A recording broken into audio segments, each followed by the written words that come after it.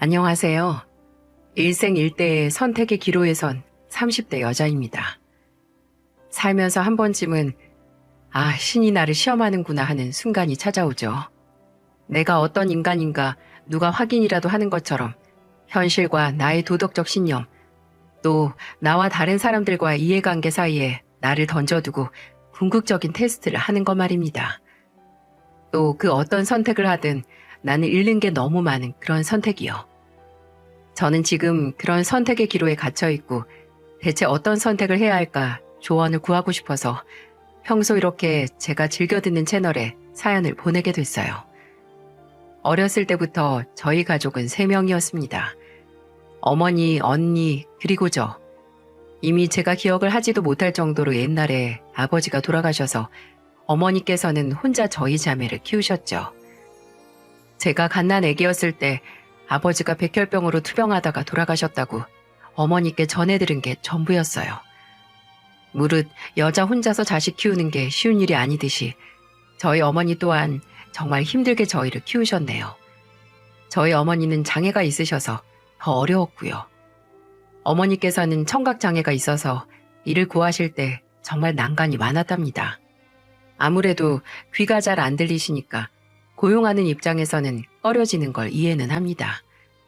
하지만 저희 어머니는 누구보다 성실하시고 또 책임감도 넘치시고 또 손도 빠르셨거든요. 고작 그 장애 하나로 매일같이 일 알아보러 갔다가 거절당해서 침울한 얼굴로 집에 오시는 모습을 보면 정말 슬프면서도 또 그 어린 나이에 이 세상이 너무나 불공평하고 기울어져 있다는 걸 뼈저리게 깨달았죠. 그래도 저희 집의 사정을 아는 동네 아주머니들의 도움으로 어머니께서는 식당 뒤에서 설거지하는 일, 또 공장에서 재료 손질하는 단순 작업도 하실 수 있었어요.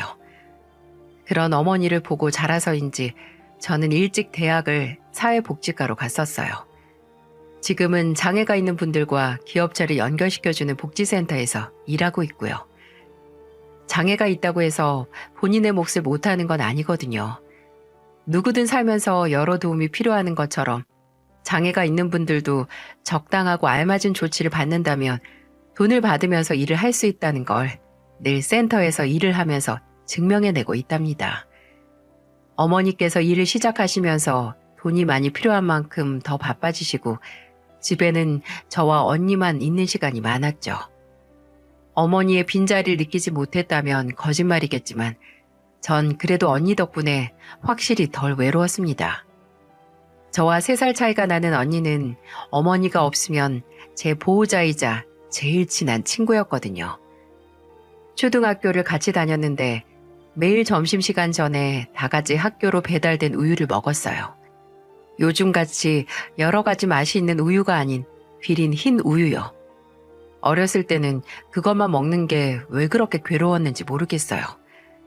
그래서 매일같이 그 우유를 안 먹고 집에 가져가거나 바보같이 가다가 학교 화장실이나 수도가에 다 버리기도 했죠. 지금 생각해보면 정말 철없고 젖소에게 미안한 짓이죠. 근데 몇몇 친구들은 그때도 우유에 타먹는 초코 우유 분말을 가져와서 타먹었는데 그게 좀 비쌌거든요.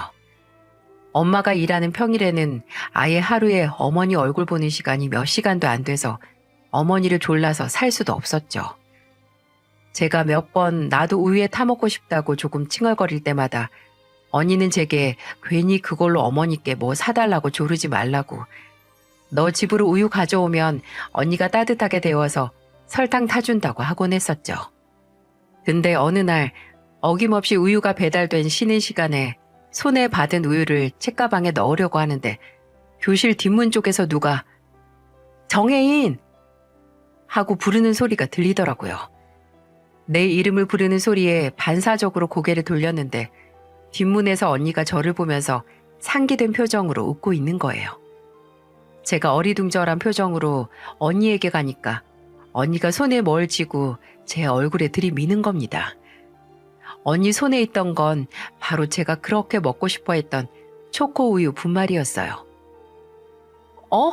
언니, 이거 어디서 났어? 오늘 아침에 시험에서 내가 1등해서 담임선생님이 상으로 주셨어. 너 받은 우유 들고 이리 와. 이거 나눠 먹자. 저는 꿈에만 그리던 초코 우유를 먹을 수 있다는 생각에 냅다 책상에 있던 우유를 들고 언니를 따라갔어요. 지금 생각해보면 언니는 그 분말 봉지에 든 3분의 1은 제 우유에 덜어줬고 나머지 조금 남은 것만 본인 우유에 넣어서 먹었어요. 그때는 정말 철없이 봉투에 든 걸 다 안 넣어서 좀 싱겁다라는 생각에 불만이었는데 언니는 저보다 더 싱겁고 맛없는 우유를 먹은 거죠. 본인이 상으로 받은 건데 저에게 더 많이 나눠준 겁니다. 언니는 같이 등교할 때마다 당연하게 제 책가방을 본인이 들고 갔어요. 그리고 제 교실 앞에서 무심하게 여기 하고 넘겨줬고요. 나중에 제가 중학생이 됐을 때는 언니보다 더 키가 크기 시작했거든요. 언니는 성인이 된 이후에도 종종 너 키 큰 거 다 내 덕분이다 라고 고마워하라고 네 책가방 들어주느라 내 키가 줄었다고 하면서 웃으면서 말하더라고요.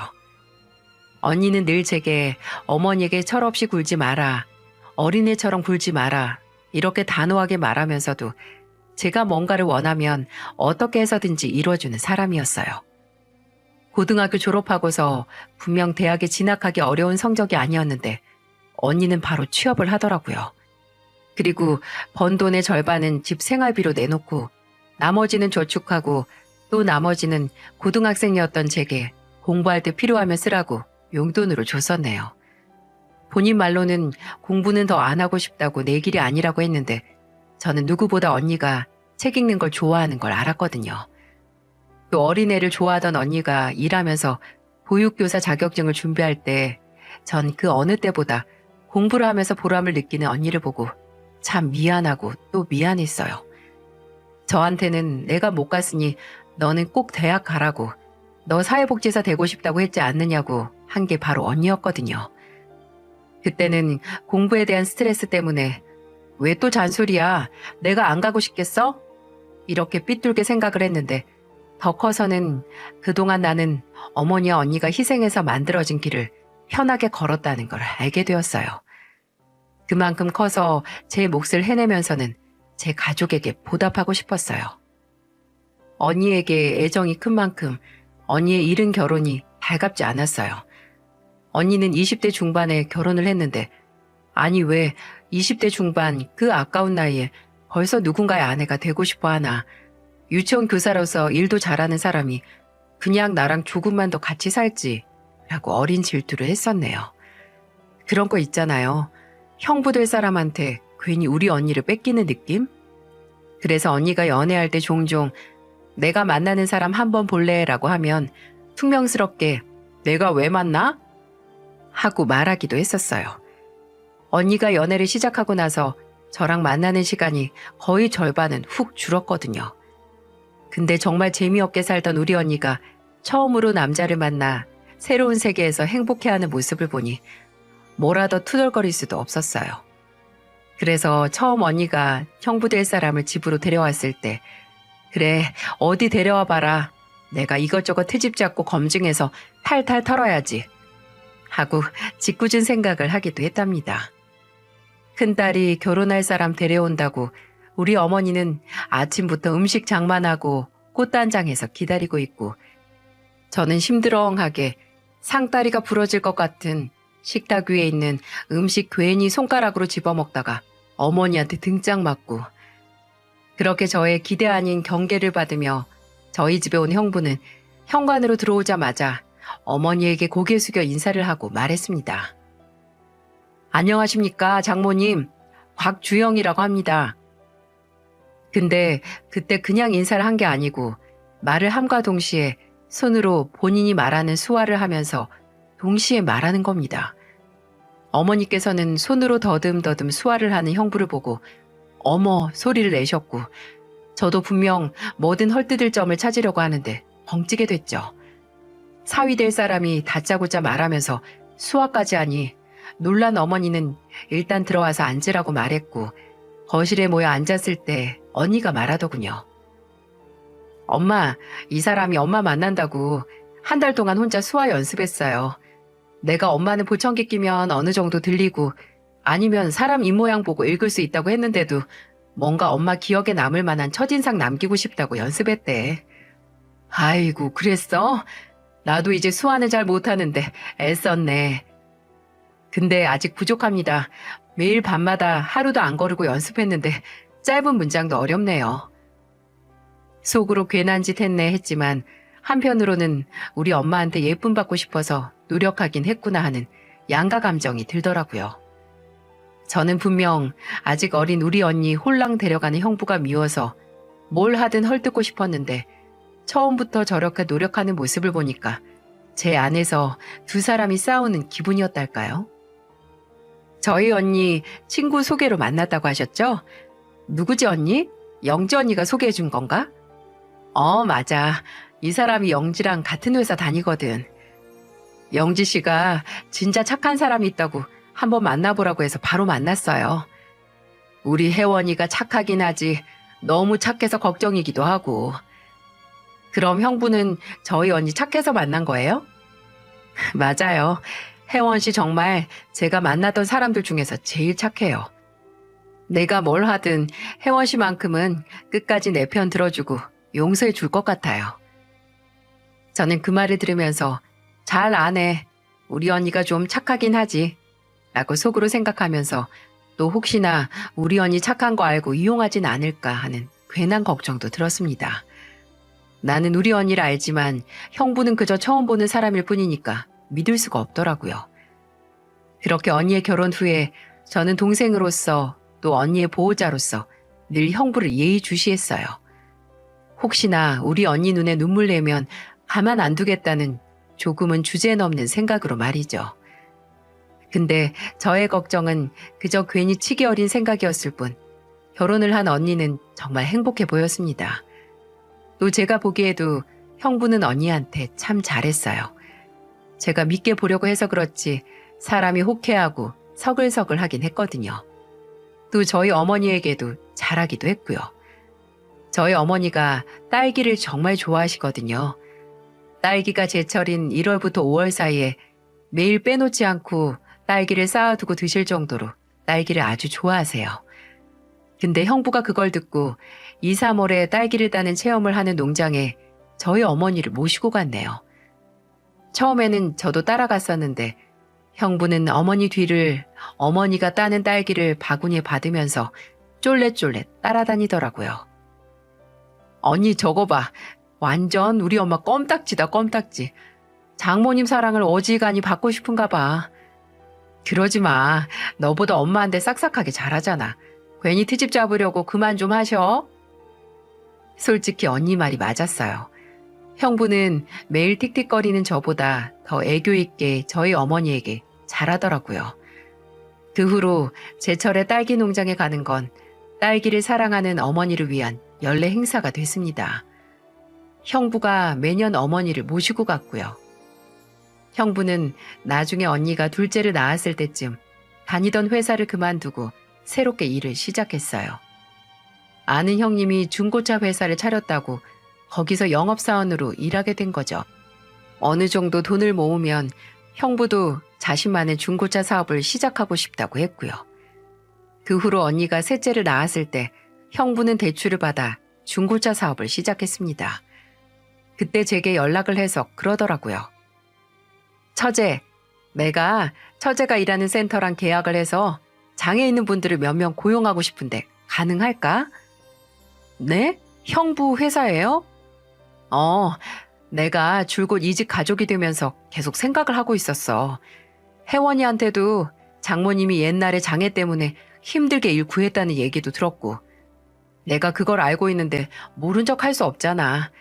우리 직원들 업무가 8알이 영업이긴 하지만 사무실 직원들도 몇 명 필요하니까 배워서 일만 할 수 있으면 고용하고 싶어.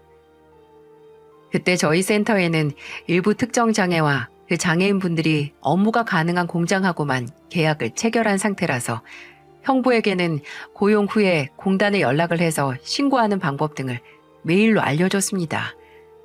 장애가 있는 가족의 일원이 된 후에 혼자서 많이 생각을 했다는 걸 알 수 있었죠.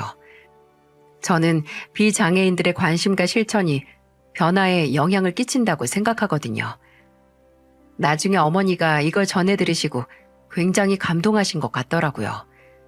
형부는 그때 어머니에게 다 어머니 덕분이라고, 제가 이런 쪽에는 내 일이 아니니까 부끄럽게 관심도 없고 무지했었는데 어머니하고 가족이 되면서 눈을 떴다고 말했더라고요.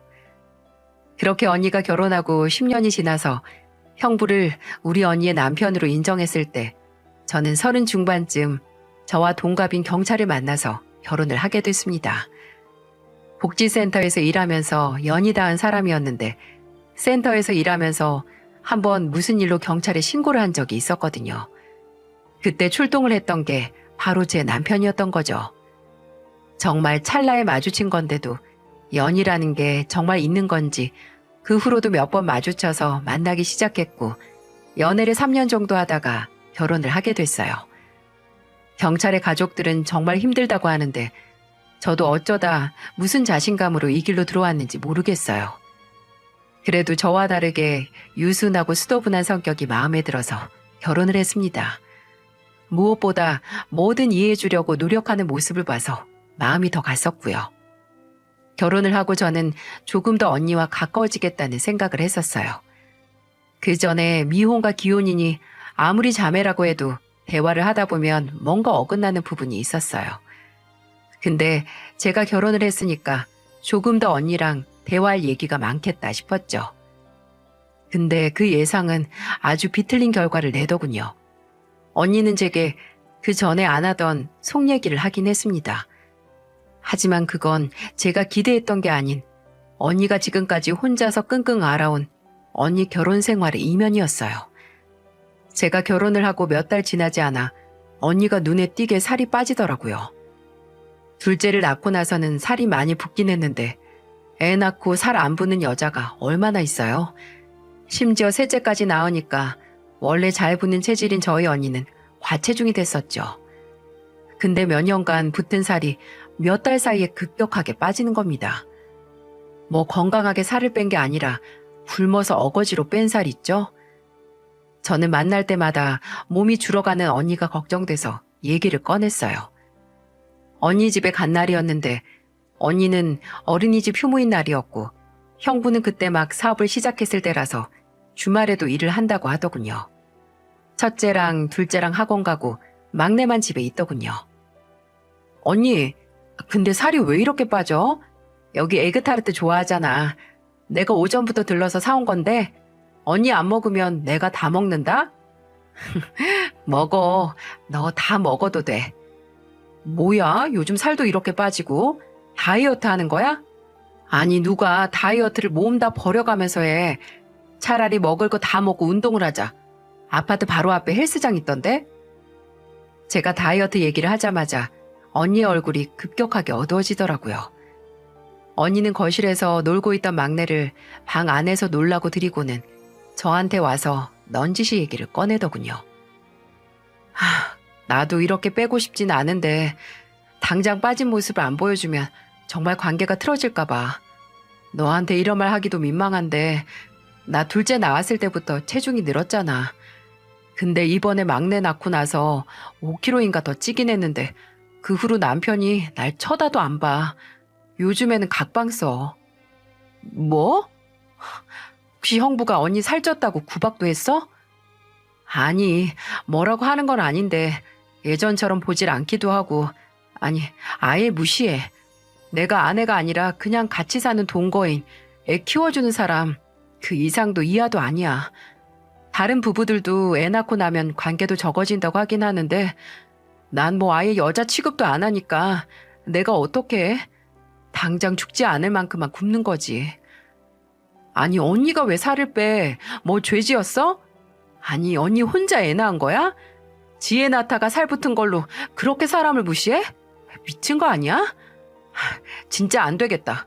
내가 형부 만나서 얘기할게. 아니야. 네가 왜 만나서 얘기를 해. 아니야 하지 마. 나 네가 그렇게 해주는 거 바라고 말한 거 아니야. 그리고 나도 내가 좀 너무했다고 생각해. 아무리 애를 낳았어도 살이 많이 찌긴 했잖아. 형부는 뭐 살 안 쪘냐?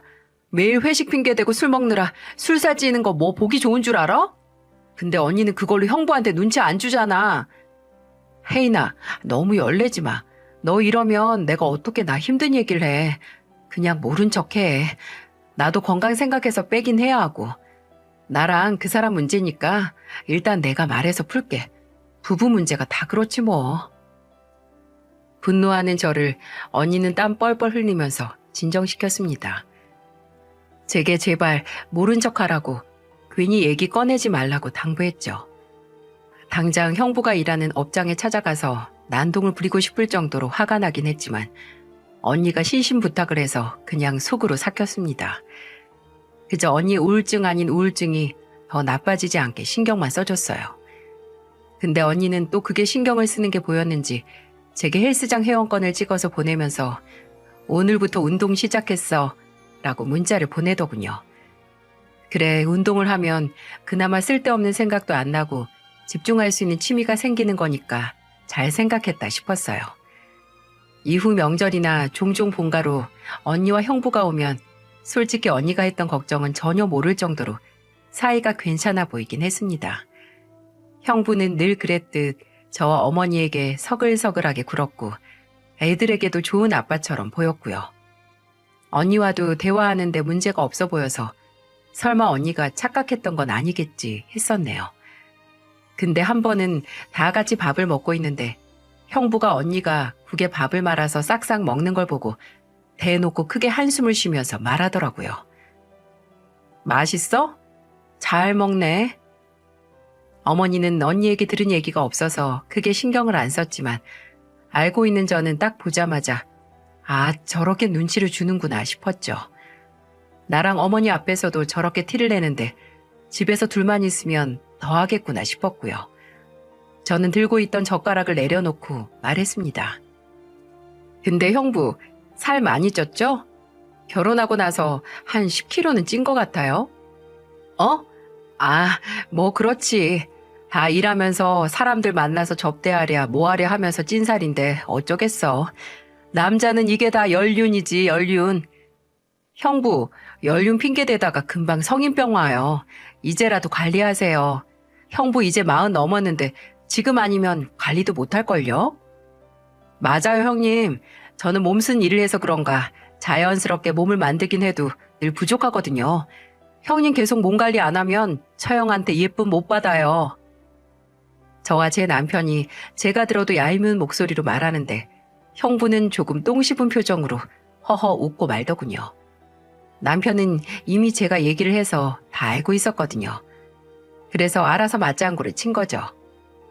근데 옆에서 언니는 그런 형부와 제 눈치를 살짝 보는데 그걸 보는 제 마음이 저릿하게 아팠어요.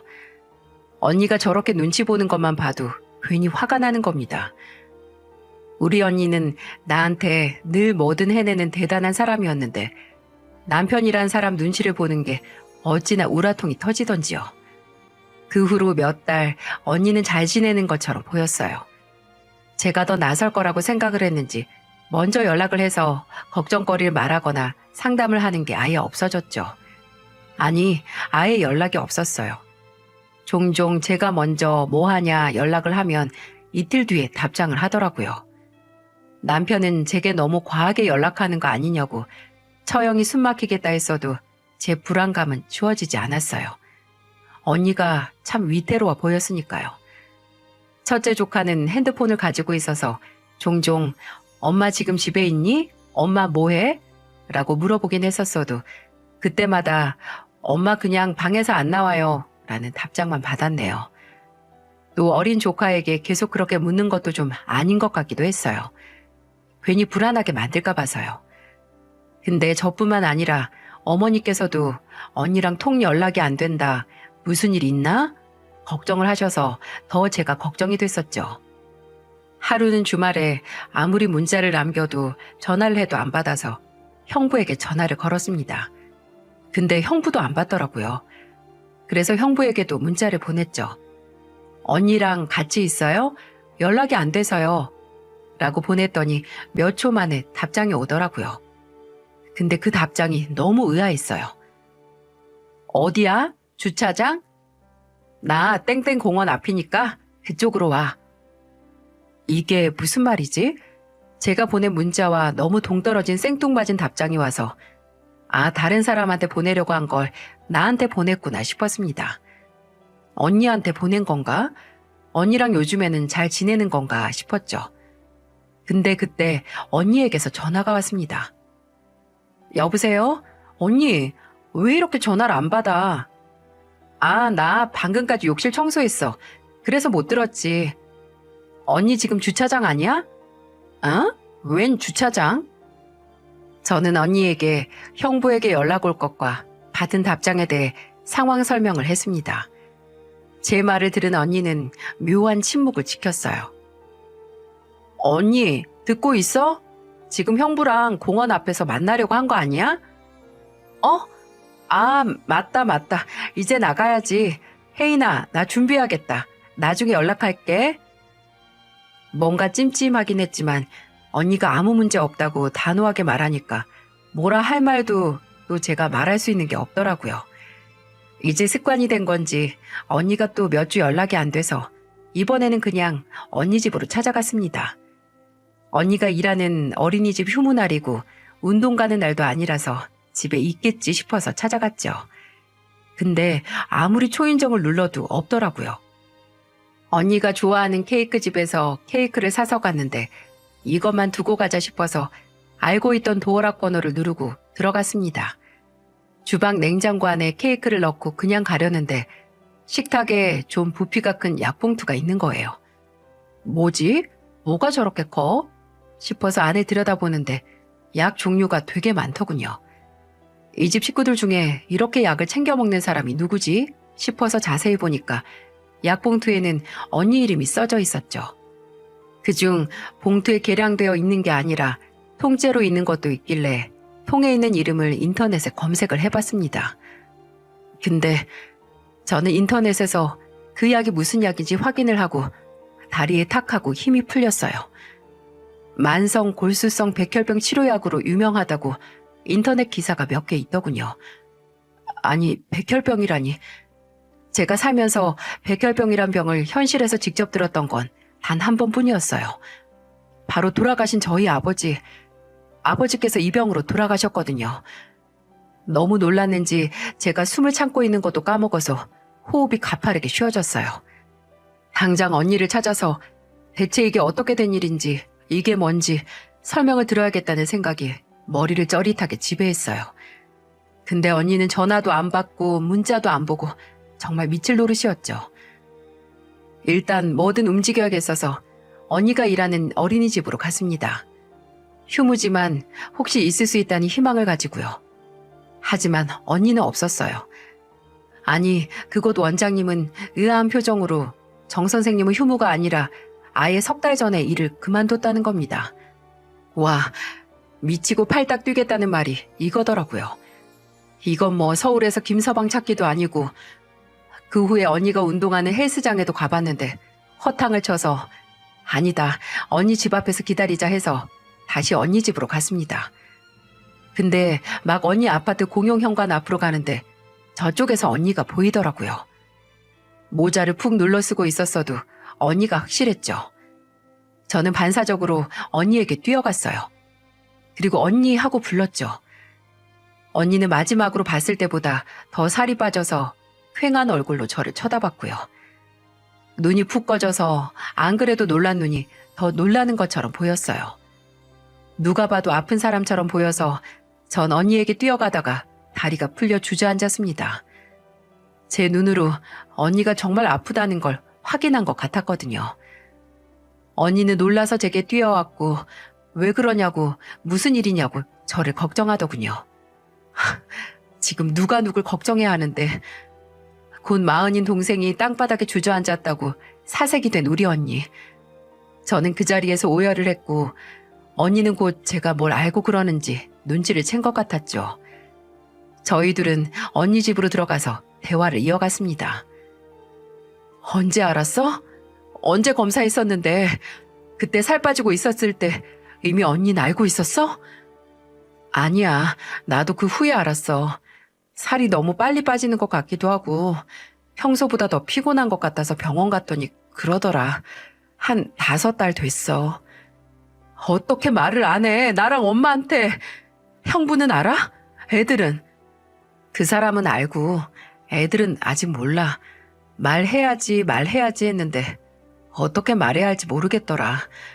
이미 살 수 있는 날짜는 받아놨는데 너랑 엄마한테는 그걸 어떻게 설명하지 하고. 인정하고 싶지 않았어요. 우리 언니가 내가 생전 만나지 못했던 아버지처럼 내 곁을 떠난다니. 언니는 어머니께 말하러 갈 때 같이 가자고, 그리고 앞으로 병원에서 치료만 받고 가고 싶지 않다고 하더라고요. 그냥 가족이랑 더 같이 있다가 나중에 정말 못 움직일 만큼 아플 때 병원 가고 싶다고 하더군요. 그 주 본가로 가서 바들바들 떠는 언니가 어머니에게 병에 대해서 또 앞으로 살 날에 대해 말하는 걸 지켜봤습니다. 솔직히 아직도 그날의 기억을 하고 싶지도 않아요. 어머니는 생전 처음 듣는 소리로 목 놓아 통곡을 하셨고, 언니는 그런 어머니와 부둥켜 안고 조용히 눈물을 흘렸어요. 저는 그 모습을 보면서 제 무력함을 원망했죠. 언니는 떠나기 전에 얼마 남지 않은 시간을 원했던 대로 가족과 함께 보냈어요. 애들 학교도 쉬게 하고 함께 여행을 가고 조금이라도 더 좋은 추억을 만들기 위해 최선을 다했죠. 더 이상 누군가를, 무슨 상황을 원망하고 싶지 않다고 하더라고요. 형부와는 관계가 크게 개선된 것처럼 보이지 않았어요. 그 둘은 시간을 많이 안 보냈거든요. 형부는 의외로 담담해 보이기까지 했죠. 근데 언니가 저와 시간을 보낼 때마다 묘하게 뭔가 말하려고 하다가 멈추는 게 눈에 보였어요. 저는 그런 언니를 재촉하지 않고 기다렸지만 언니는 끝까지 말해주지 않았어요.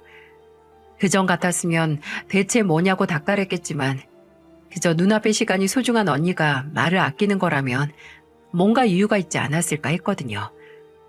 언니는 그해 초겨울에 입원을 한 병원에서 눈을 감았어요. 언니가 눈을 감을 때는 병문 안에 와 있던 첫째 조카가 옆을 지켰죠. 병원에 연락을 받고 어머니와 함께 갔을 때 이미 언니는 평화로운 얼굴로 눈을 감고 있었습니다. 장례식은 생전 언니의 바람대로 작게 치러졌어요. 저는 늘 언니가 시한부 선고를 받고 형부가 너무 의연해 보여서 의아했거든요. 근데 장례식에서 슬퍼하는 형부의 모습을 보고 아, 형부 처음에 나처럼 언니의 죽음을 인정하고 싶지 않았던 거구나 했었어요.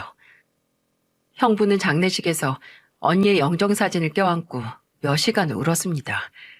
손님을 받지 못할 정도로 정신을 차리지 못해서 손님들이 절도 못하고 그냥 인사만 하고 가기도 했었어요. 형부는 아직 엄마의 죽음이 뭔지 이해도 못하는 막내를 안고 우리 혜원이 불쌍해서 어떻게 하냐고 통곡을 하더군요. 언니가 죽고 나서야 지금까지 언니에게 못했던 게 몸살이 쳐지게 실감이 되는지 계속 미안하다고 우는 형부의 모습을 보면서 나랑 같구나 하는 생각이 들었죠. 누구보다 언니와 얼굴 마주한 시간이 많은 사람이 저인데 언니가 아픈지 전혀 알아채지 못했던 자신이 한심하고 혐오스럽기까지 했어요. 언니가 나한테 어떻게 했는데 내가 조금만 아프고 다쳐도 당장 달려오는 게 언니였는데 저는 그때 언니에게 다 못다한 마음을 언니가 남기고 간 언니의 가족, 형부와 조카들에게 나눠야겠다 생각했습니다. 그래서 그런지 언니가 떠나고 형부가 정말 말이 안 되게 엉망이라서 걱정이 되더라고요. 형부가 제대로 생활을 못하면 조카들도 챙겨주지 못할 테니 조카들 걱정도 됐고요. 첫째 조카에게 문제를 하니까 형부는 며칠 영업장 문도 닫고 쉬었다고 하더군요. 일을 할 정신조차 없었던 거죠. 이 정도면 냉장고 속도 말이 안 되겠다. 일단 먹을 것부터 싸가서 채우자 하는 생각에 반찬 만든 것과 음식할 재료를 바리바리 챙겨서 주말에 형부의 집으로 달려갔습니다. 도착해서 초인종을 누르는데 아무도 문을 열어주거나 나오지 않는 거예요. 첫째는 학원에 가는 날인 건 아는데 형부와 둘째, 셋째는 어디 갔나 싶었죠. 근데 분명 문 안에서는 인기척이 들렸거든요. 뭔가 음악 소리도 들리고 그때까지 언니 집 도어락 번호를 알고 있어서 치니까 문이 열려서 들어갔죠. 현관문에 들어가자마자 시끄러운 음악 소리와 함께 여자가 깔깔깔 웃는 소리가 들리더라고요. 첫째가 학원에 안 가고 친구를 데려와서 놀고 있나 싶었는데 그러기엔 너무 성인 여자의 목소리였어요. 저는 천천히 거실로 들어갔습니다. 그리고 정말 어처구니 없는 광경을 마주하게 됐죠. 형부, 저 여자 누구예요? 제가 거실로 들어갔을 때 거실에서는 형부보다 10살은 훌쩍 어려 보이는 여자를 끼고 형부가 술을 마시면서 웃고 있었어요. 형부와 이름 모를 그 여자는 샴페인 잔에 술을 채워서 뭐가 그렇게 즐거운지 제가 들어오는 소리도 듣지 못하고 틀어놓은 음악을 흥얼거리면서 웃고 있었어요. 분명 이 집에서 우리 언니가 하늘로 떠난 지 한 달, 아니 몇 주도 채 되지 않았는데 분명 초상집이었던 집에서 대체 무슨 일이 일어나는 거지 싶었습니다. 제가 큰 소리로 형부를 부르니 얼굴이 알딸딸하게 취한 형부가 제 쪽으로 돌아보고 놀라서 벌떡 일어나더군요. 그 여자도 함께 놀라면서 당장 핸드폰에 노래를 껐고요. 처제, 아니 여긴 어떻게, 왜 막 들어와? 아니 지금 내가 저 여자 누구냐고 물었잖아요. 아, 처제, 오해했구나. 같이 일하는 여직원이야. 내가 요새 힘들어하는 거 알고 와서 이런저런 얘기 들어주고 있었어. 지금 그걸 나한테 믿으라는 거예요? 세상에 그 얘기를 믿는 머저리가 어딨어? 지금 뭐 하는 거야, 우리 언니 집에서. 우리 언니 온기가 그대로 남은 집에서 지금 뭐 하는 거냐고. 아, 처제, 그게 아니고 지금 오해하는 거야. 처제는 내가 평생 혜원이만 그리워하면서 살았으면 좋겠어? 나도 살아야지, 사람도 만나고. 내가 지금 그게 문제라고 했어요? 지금 저 여자랑 당신이랑 막 만나기 시작한 사이라는 걸 믿으라고? 지나가는 개를 붙잡고 물어봐. 그걸 믿나? 아무리 새 출발해도 사람이 도리가 있고 때가 있지. 어떻게 아내가 죽었는데 바로 집으로 여자를 끌어들여서 이렇게 웃으면서 놀고 있어? 저는 그대로 형부에게 달려들어서 멱살을 탈탈 털었습니다. 옆에 있던 여자는 어머 하면서 놀라더니 본인 짐을 챙겨서 홀랑 나가버리더군요.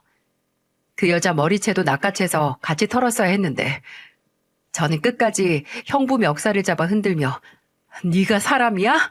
네가 사람 새끼냐고 이렇게 소리를 질렀습니다. 근데 그때 띠리릭 도어락 풀리는 소리가 들리면서 학원을 마친 첫째 조카가 들어오더군요. 지은아. 저는 붙들고 있던 형부 멱살을 탁 놔버리고 조카에게 다가갔습니다. 본인 아빠 멱살을 잡고 있던 걸 조카에게 들키니까 얼굴이 화끈거리더라고요. 지은아, 지금 이건 방금 올라오면서 엘리베이터 앞에서 그 여자 봤어요.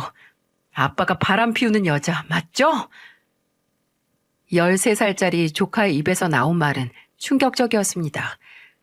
조카는 분명 방금 본 광경에 놀랐어야 했는데 오히려 굉장히 의연한 표정이어서 더 충격적이었죠. 형부도 딸 입에서 전혀 예상치 못한 소리가 나오니까 멍청한 표정으로 쳐다봤고요. 저는 혹시나 하는 생각에 조카에게 물었어요. 지은아, 그게 무슨 소리야? 너 혹시 알고 있었어? 조카는 대답하지 않고 본인 가방을 풀더니 앞에서 뭔가 찾아서 꺼내서 제게 내밀더군요. 바로 죽은 언니의 핸드폰이었어요. 분명 제가 언니 장례식 전에 언니 주변인들에게 부고 사실을 알리기 위해 저장된 연락처들을 보고 가지고 있었는데 그 후로 찾지 못했거든요. 혹시 정신이 없어서 잊어버렸나 하고 그냥 정지만 시켰었어요. 근데 그걸 조카가 가지고 있던 겁니다. 아니 이걸 왜 네가 가지고 있어? 이모 가방에서 제가 뺐어요. 혹시 안에 있는 거 지워질까 봐. 여기 안에 뭐가 있는데 라고 말하니까 조카는 침착하게 핸드폰을 켜서 사진첩을 열어 제게 내밀더군요.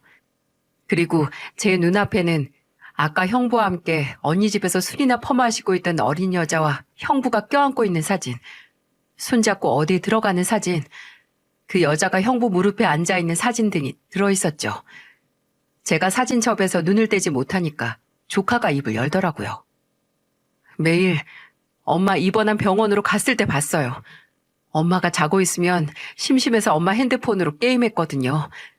근데 그때 사진첩이랑 엄마 메모장 보고 알았어요. 아빠가 아까 그 여자랑 바람 피우고 있었고 엄마도 다 알고 있었다는 거. 엄마 이거 알고 매일 운 거예요. 매일 방에서 틀어박혀서 울고 아프고 엄마 아팠던 거 다 아빠 때문이라고. 지은아. 자식은 무서운지 형부는 조카의 울부짖음에 입술이 바싹바싹 마를 정도로 당황하더군요. 연신 마른 입술을 축이면서 조카를 부르는데 조카는 쳐다보지도 않았어요. 저는 조카 말대로 핸드폰에 흥신소 직원과 나눈 문자도 또 메모장도 확인을 했어요. 그곳엔 언니가 그동안 형부의 바람 사실을 알고 증거를 수집해온 여정이 고스란히 적혀 있었어요. 또 그곳에는 짧게 이런 말도 있었죠. 남편이 너무 믿고 용서하고 싶지 않지만 애들을 생각하면 이혼하기 무섭다. 엄마가 혼자서 우리 자매를 어떻게 키운지 알아서 더 두렵다고 말이죠. 언니의 슬픔과 공허함이 절절하게 전해져서 머리 어느 부분이 팍 하고 나가버리는 기분이었어요. 저는 들고 있던 핸드백을 들어서 형부의 머리를 후드려 쳤습니다. 형부는 급작스런 충격에 속절없이 제 핸드백을 맞았고 저는 울분을 담아 핸드백으로 내려치면서 소리를 질렀어요. 우리 언니가 뭐가 부족해서 우리 언니를 두고 니까짓 게 바람을 피워?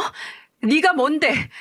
우리 언니가 100배 1000배도 아까운데 대체 네가 뭐길래 우리 언니를 이렇게 외롭고 슬프게 만들어?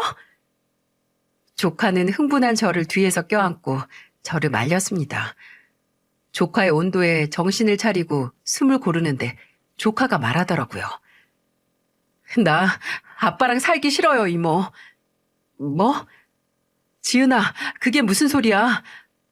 우리 엄마 그렇게 죽게 한 사람 아빠라고 부르면서 살기 싫다고. 이모, 나 이모가 데려가면 안 돼요? 아니, 이모가 안 데려가도 나 그냥 보육원 가서 살 거예요. 절대 저런 사람이랑 같이 살기 싫어요. 지은아, 짐 간단하게 챙겨서 나와. 나머지는 나중에 이모가 사람 시켜서 배달하면 되니까. 처제! 조카는 제 허락이 떨어지자마자 바로 본인 방으로 들어갔어요. 형부는 그런 조카를 따라가려고 하다가 제게 다가와서 말했죠. 처제가 뭔데 내 딸을 데려가? 지은이 내 딸이야. 나랑 살 거라고. 네가 뭔데? 뭐? 네가 그러고도 아빠야? 네가 우리 언니 남편이냐고. 아니, 당신 아무것도 아니야. 당신이 당신 나이 반토막만한 여자랑 살 맞대는 순간부터 당신 우리한테 아무것도 아니라고. 형부는 제 말에 할 말을 잃었는지 아무 말도 하지 않았습니다. 짐을 싸서 나온 조카를 보고 제지하려고 했지만 조카가 찢어지게 소리를 지르며 만지지 말라고, 나 정말 평생 안 보려면 말리라고 하자 손을 떼더군요. 저는 조카의 손을 잡고 나왔습니다. 집에 도착해서 조카의 손을 굳게 잡은 저를 영문 모를 얼굴로 보는 남편을 마주하자 현실이 자각됐어요. 분명 제게 선택권은 없었다고 생각을 했지만 분명 충동적인 선택이긴 했지만은요. 저는 일단 조카에게 씻으라고 하고 남는 방에 자리를 펴주고 재웠습니다. 그리고 나와 남편에게 상황을 설명했고 남편은 심각한 표정으로 들었어요. 저는 남편에게 면목이 없다. 근데 나 정말 지은이를 안 데려왔으면 나중에 우리 언니 얼굴 못 본다. 언니 아팠던 것도 형부가 바람 피우던 것도 몰랐던 못난 동생인데 언니가 두고 간 애들에게까지 모른 척 할 수 없었다고 정말 미안하다고 했죠. 근데 그때 남편은 미간에 지어진 주름을 싹 풀더니 제게 다가와 눈을 맞추며 말했습니다. 잘했어. 당신 말이 맞아. 지은이가 내 민소 모른 척하면 우리 나중에 처형 얼굴 못 보지. 잘했어. 그래, 힘들긴 하겠지만 한번 같이 살아보자. 우리가 아직 아이를 하나 맡아 키우기엔 부족하긴 하지만 지은이가 먼저 우리를 선택해줬으니까 어떻게든 되겠지. 내가 당신이랑 처형이랑 어떤 사이인지 잘 아는데 안 된다고 왜 해. 한번 해보자, 여보. 저는 미어지는 울음을 참지 못하고 남편에게 고맙다고 하면서 울었습니다. 나중에 어머니에게 이 상황을 알리니까 어머니는 처음에 믿지 못하셨어요. 그도 그럴 것이 형부는 정말 착한 사이였으니까요. 굉장한 연기력이었던 거죠. 더 이상 설명하는 것도 지쳐서 어머니에게 형부가 바람 피우는 현장 사진을 보여드렸더니 바로 쓰러져서 우셨습니다. 불쌍한 내 딸, 죽어서도 억울해서 눈 못 감으면 어떻게 하냐고요. 저는 그런 어머니를 마주 앉고 언니가 억울하지 않게 평화롭게 눈 감도록 내가 만들 거라고, 엄마는 걱정하지 말라고 했습니다. 하지만 당사자인 언니가 세상에 없으니 뭐 할 수 있던 게 없었어요. 이혼 소송을 할 수도 위자료를 내라고 할 수도 없었죠. 그저 저는 언니의 일부인 조카를 소중하게 보살피는 게 언니가 그나마 억울하지 않게 평화롭게 눈을 감는 방법일 거라고 생각을 했어요. 그 후에 형부는 조카를 찾아왔나 보더라고요. 조카를 어떻게든 설득하려고 했는데 조카는 단호했고 어떻게 말을 했는지 모르겠지만 형부는 알겠다고 하고 돌아갔다고 합니다. 그렇게 첫째 조카는 저희 부부와 둘째, 셋째 조카는 형부와 살게 됐어요. 둘째나 셋째는 아빠가 무슨 일을 했는지 몰랐고 아직은 그 사실을 알려주는 게 시기상조였거든요. 그렇게 저와 남편 그리고 첫째 조카가 한 가족이 되고 1년이 지나기 전에 첫째 조카를 학교에 데려다 주고 있는데 넌지시 제게 이런 말을 하더라고요. 이모, 희성이랑 지훈이도 이모랑 살고 싶대요. 첫째가 형부와 연락을 안 하지만 계속 동생들과는 연락을 했거든요. 저와 어머니도 주기적으로 조카를 만나긴 했고요. 근데 전혀 예상치 못한 둘째, 셋째 조카가 저와 살고 싶다는 말에 심장이 덜컥 내려앉았습니다.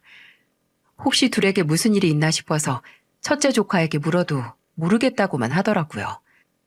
근데 제가 조카들을 찾아가기도 전에 정말 받고 싶지 않은 연락을 받게 됐어요.